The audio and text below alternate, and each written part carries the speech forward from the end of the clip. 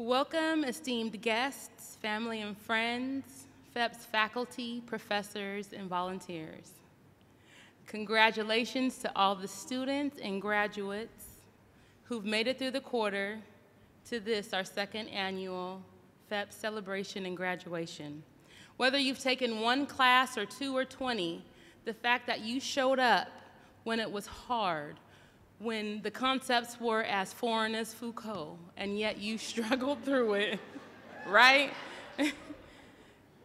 When that happens, magic happens.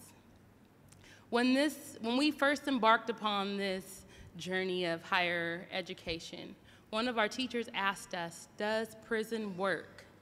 And our answer was yes. Yeah, it's worked for us.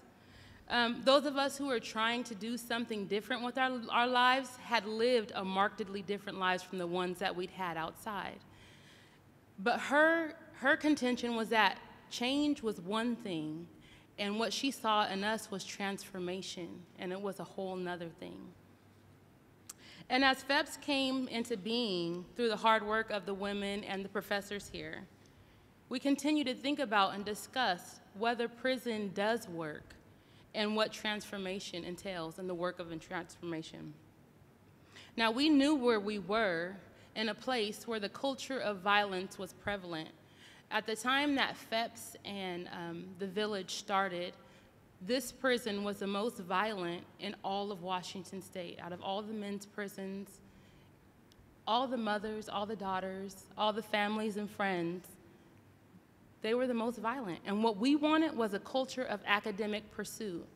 We wanted a culture where the marks of distinction were not how many fights you'd won or how much money people owed you or what your reputation was, but whether or not you signed up and made it through Math 107 and or if you even had the bravery to sign up for one of Jen and Laurel's classes or Robin and Seth's and, got the grade for it. So that initial question asked by Dr. Shepard was one that guided us on our pursuit of a greater truth. There were many who believed that what we were doing had no value. They would just ask, isn't it enough that women are trying to change in prison? But I want you to think about something that Nelson Mandela said as well.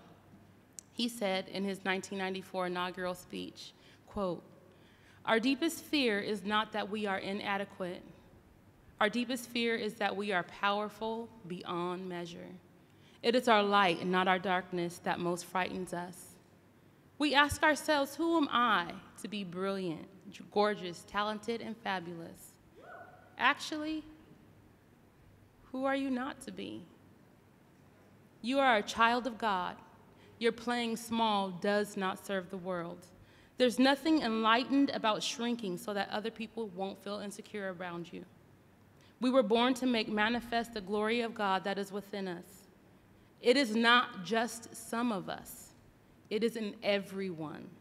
As we let our own light shine, we unconsciously give other people the permission to do the same. And as we are liberated from our fear, our presence automatically liberates others," unquote. So what that says to me is that the human race is one of emulation. We figure out what is possible in the world by seeing what other people show us is possible. And many of us have had very narrow ideas of what was possible, but now, when we refuse to be inadequate, when we refuse to play small for the world, well, this happens. Yeah.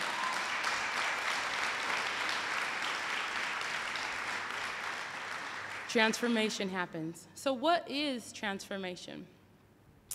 One of our teachers said that it was the ability to look, to see, and then to wonder.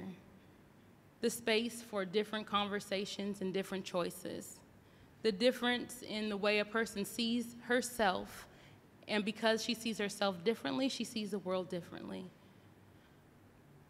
Thinking about the nature of transformation, I'm reminded of something one of my friends told me. And the nature of the distinction between change and transformation, the nature of change is such that that thing that changes can always revert back to its former or original state. That thing that transforms cannot. So you think of a caterpillar becoming a butterfly, or an acorn becoming an oak.